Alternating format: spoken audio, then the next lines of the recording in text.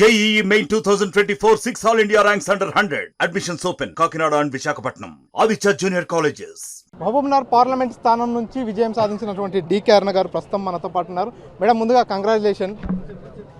Thank you అమ్మా. Madam, చెప్పండి, ఎట్లా చూస్తారు? ఒకవైపు ముఖ్యమంత్రి రేవంత్ రెడ్డి, మరోవైపు మీరు. హోరీ ప్రచారం జరిగింది. కౌంటింగ్ రోజు కూడా ఒక ఉత్కంఠ వాతావరణం ఏర్పడింది. ఫైనల్గా గెలుపొందారు. ఈ గెలుపుని ఎట్లా చూస్తారు? ఇక్కడ పోటీ ముఖ్యమంత్రికి డీకే అరుణకే జరిగింది. ముఖ్యమంత్రికి డీకే అరుణకే పోటీ జరిగింది మహబూబ్నగర్లో. ఆయన 7 మంది ఎమ్మెల్యేలను రోజు ఫోన్లు చేసి, రోజు రకరకాలుగా కింద కార్యకర్తలను, కింద చాలామందిని కూడా, అంటే అలాంటి అనుమానం ఏడన్నా డీకే అరుణకి ఎవరన్నా కాంటాక్ట్లు ఉన్నారో ఏమో, పాత స్నేహం ఉంది, పాత పరిచయాలు ఉన్నాయి, పాత ఏమైనా చేస్తారేమో, అనేక రకాలుగా వాళ్ళు ఎన్నో రకాలుగా బెదిరింపులు చేసి, ఎన్నో రకాలుగా కట్టడి చేసి, ఎట్టి పరిస్థితిలో డీకే అరుణ ఇక్కడి నుంచి గెలవకూడదు, ఆమె గెలిస్తే నా పదవికే ప్రమాదం, ఆమె గెలిస్తే నా పదవి ఉంటుందో పోతుందో తెలియదు, నా పదవికి ప్రమాదం వస్తుంది అనేటటువంటి ప్రచారం కూడా చేసుకున్నాడు. రెడ్డీస్లో కూడా స్పెషల్ మీటింగ్లు పెట్టిన లోపల బర్త్డేలు, దొంగ బర్త్డేలు చేసి కూడా అబద్ధపు బర్త్డేలు పెట్టి పిలిపించి ఓట్ల కోసం మీటింగులు చేసిండ్రు. ఎంత చిల్లరగా అంటే అంత చిల్లరగా చేసిండ్రు. క్యాస్ట్ను కూడా ఈరోజు అనేక రకాలుగా నన్ను ఓడించడానికి తీవ్ర ప్రయత్నాలు చేసిండ్రు అందరూ. ఏది ఏమైనప్పటికీ కూడా ఆయన రెడ్డిస్ అని చెప్పిండు, ఒక రెడ్డి ముఖ్యమంత్రి అయ్యిండు.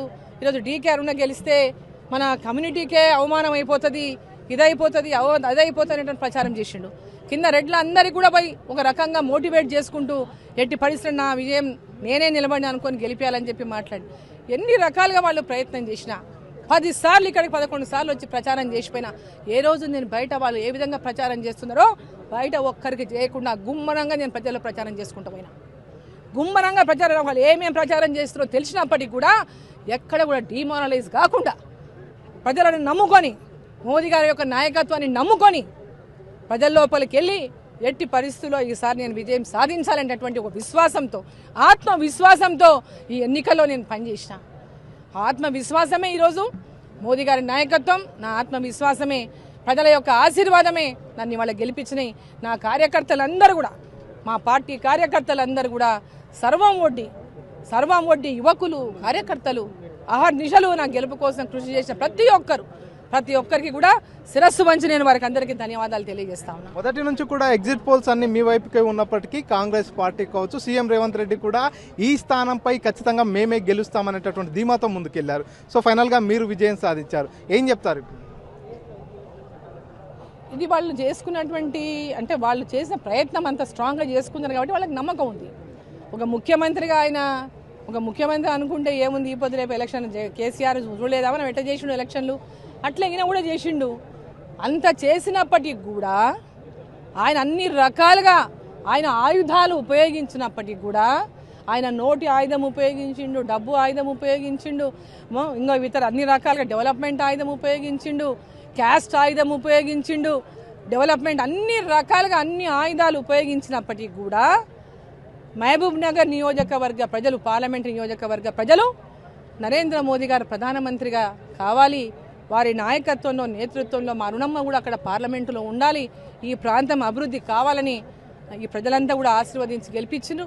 మోదీ గారి ఆశీర్వాదం, అదేవిధంగా పాలమూరు ప్రజల యొక్క ఆశీర్వాదంతో విజయాన్ని సాధించిన నాకంతా కూడా చాలా గర్వంగా ఉంది.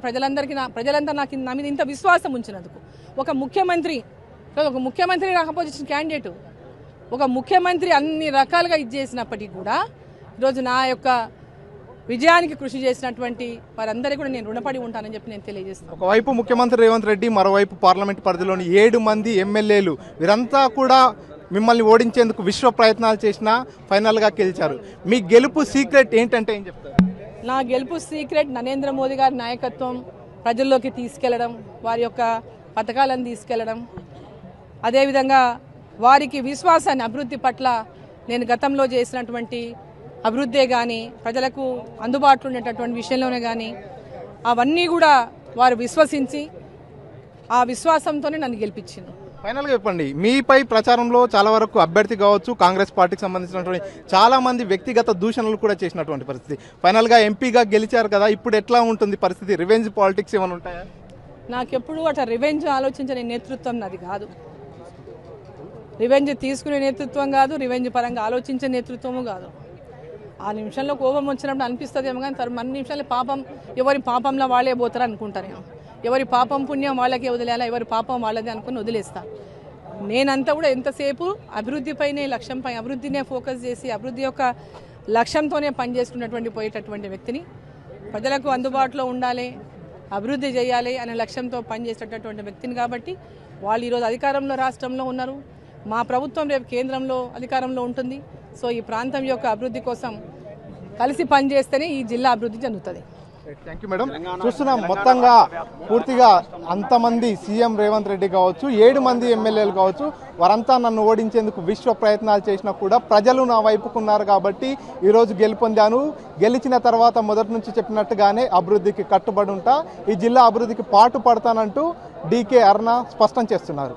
చైర్పర్సన్ నర్సింగ్రెడ్డితో మణికంఠ, RTV, మహబూబ్నగర్ నుంచి. మరిన్ని వీడియోస్ కోసం ఛానల్ ని సబ్స్క్రైబ్ చేయండి, లేటెస్ట్ అప్డేట్స్ కోసం వాట్సాప్ ఛానల్ ని ఫాలో చేయండి అండ్ లింక్ డిస్క్రిప్షన్ లో ఉంది.